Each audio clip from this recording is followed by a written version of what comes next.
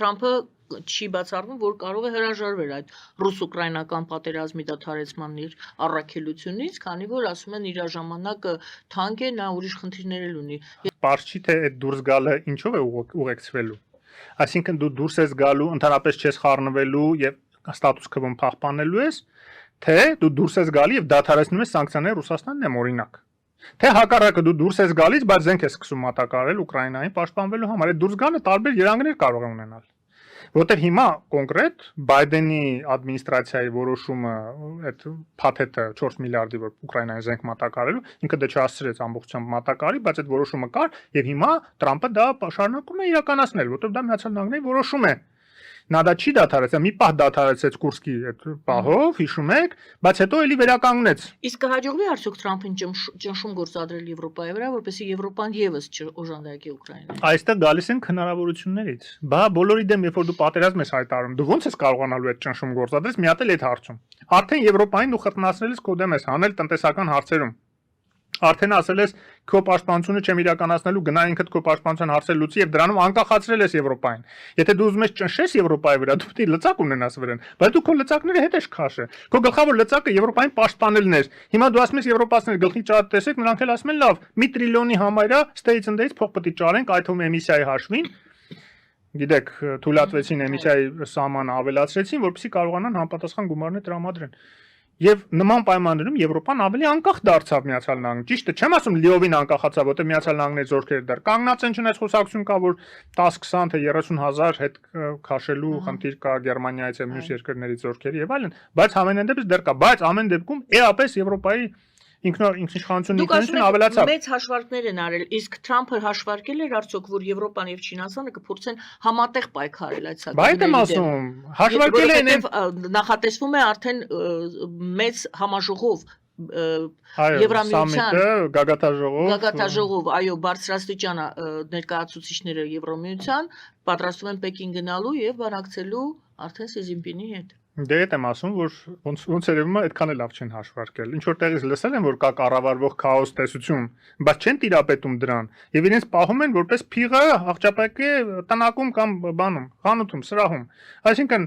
նուրբ բավականի գործիքակազմ պահանջող գործողությունները իրականացնում են հռկոպալ, այսպես ջարդուփշուր անելով ամեն ինչ չհաշվարկելով, ընդ որում սեփական նաև դիրքերը թույլատնելով։ Եվ ինքը այսօր հայտնվել է մի վիճակում եւ այո, չի կարող Եվրոպայի վրա ճնշում գործադրել, որտեղ Եվրոպան Չինաստանի հետ իրեն թվում էր, թե ինքը Ռուսաստանին կարողանալու է փոկել Չինաստանից, բայց այդքան էլ լավ չի ստացվում, չնայած իրոք կա դժգոհություն Չինաստանի մոտ ռուս-ամերիկյան սիլիբիլիներից, բայց ամենադեպս որոշ հարցերում ինչքան էլ Չինաստանը փակում է օթերը Ռուսաստանի, իսկ Ռուսաստանն էլ ասեմ նաև Չինաստանի, օրինակ չինական ավտոմեքենաների մուտքի վրա սահմանափակումներ դրեցին, որտեղ արդեն լրիվ ռուսական ավտոպրոմին խեղդել էր։ Դա իրենք անխուսափելի պետք է անեին, բայց մյուս կողմից իրենք շարունակում են իրենց պահուստների զգալի մասը յուանում պահել, իսկ չինացիներն էլ սկսում են յուանը արժեզրկել, որպես Միացյալ Նահանգների հետ առևտրային պատերազմի բաղկացուցիչ մաս։ Պետք է թույլատնեն իրենց յուանը, որ կարողանան այդ մրցակցության մեջ շահեն, որտեղ ցանկացած էքսպորտ-իմպորտի մասին տեղյակ մարդ գիտի, որ ինչքան քո արժույթը էժան է, այնքան քո արտահանողները շահում են, ներկրողները տուժում են, հա։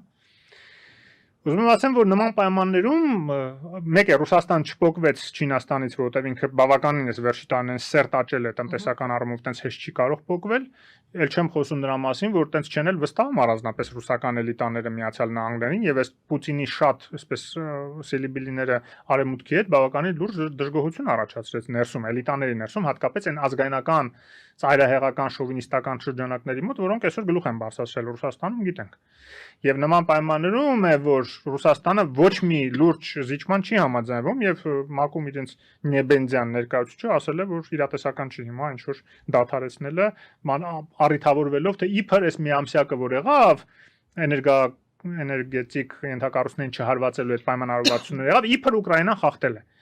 Որ հակառակն է, իրենք են խախտել, հա, բայց ամենայն դեպս իրենք հրաժարվում են։ Հիմա Լոնդոնում են շուտով հավաքվելու հաջորդ ուրեմն արտգործնախարարների հանդիպումը որտեվ այս Փարիզում հանդիպելու ժամանակ որ պարզվեց որ ռուսները չեն պատրաստում զիջել եւ այնպիսի պահանջներ են դնում որ Եվրոպան երբեք չի համաձայնվի եւ Ուկրաինան երբեք չի համաձայնվի, որից հետո Ռուբիոն sense հիասթափված ելավ ասաց որ ոչ մեկը ոչ իման չեք համաձայնում, կոպիտ ասած մենք յան կտանք ստեղից, հա, ու հիմա հաջորդ քայլը Լոնդոնում է լինելու ու էլի եվրոպացիները էլի նույն բանը ասելու են, հաստատ չեն ասելու, լավ, եկեք Դնեպրոպետրովսկ տանք, որ ասենք բանի Պուտինի ախորժակները բավարարվի, որ Վիտկովն ու Տրամպը կարողանան բիզնես անեն Ռուսաստանի հետ, չեն համաձայնվելու, այլ հակառակը այո, ձեր ասած գնում են Չինաստանի հետ են սկսում արդեն խոսել, ոնց անեն, որ այդ մնացները, որ ստանում են Միացյալ Նահանգների տարիֆներից, իրար հետ առևտրի հաշվին փոխհատուցեն։ Եվ դա բերելու է վերակառուցման ամբողջ միջազգային շուկայի, որտեղ Միացյալ Նահանգները տուժելու է եւ այդքան բանը հասկանալով Միացյալ Նահանգներում կամաց ոնց որ թե հետ քայլի ինչ որ ճանապարհներ են փորձում գտնել։ Ես չգիտեմ, այս 90 օրից հետո ոնց են այդ քայլը անելու ամբողջ իրենց մնացած այդ երկրներից, որտեղ այնտեղ էլ ուրիշ լոգիստիկ շղթաների տեղաշարժերը տեղի ունենում, հասկանում եք, օրինակ Ենթադրենք ինչ որ ապրանքներ, որը որ Վիետնամից են ստանում, հիմա 90% տարիֆներ են դրել Վիետնամի վրա, այդ նույն ապրանքները կան որոշ աֆրիկական երկրներն են արտանում, որտեղ 20% են դրել։ Հիմա այն արտադրողները, որը որ ներկրողները ամերիկյան, որը որ Վիետնամից են դրանք ներկրում, ստիպված են իրենք լոգիստիկ շղթաները մեծ ծախսեր անելով եւ այդտեղ մենակ ներկրողներ չեն, այդտեղ նաեւ այն արտադրողներն են, որոնք պահեստամասեր են գնում Վիետնամում արտադրված պահեստամասերը ամերիկյան արդյունաբերության համար։ Հիմա ստիպված են փոխել այդ լոգիստիկ շղթաները, գնան այդ աֆրիկյան երկրներից առնեն կամ հարևան Վիետնամի հարևան երկրներից, որտեղ այդքան տարիֆներ չի, դա մեծ ծախսերի հետ է կապված։ Դա էլի ծանրանստելու ամերիկյան տնտեսության վրա, բայց էլի արդյունքը ոչ մի տարբերություն չկա, չէ, իրենց համար, որտեղից այնտեղից առնեն, թե այնտեղից, բայց ծախսը հավելյալ լինելու է։ Եվ էլ չեմ խոսում նրա մասին, որ այդ տարիֆները ծանր բեռով նստելու են Միացյալ Նահանգների գնորդների վրա։ Մենք բոլորս էլ մի անգամ չի որ ասել ենք, որ տարիֆները նես չի, որ միայն այն երկրներն են տուժելու, որոնք որ արտահանում են դեպի Միացյալ Նահանգներ։ Նախ եւ առաջ նաեւ Միացյալ Նահանգների ներկրող ընկերություններն են տուժելու, որտեղ ստիպված մարժան իջացնելու են,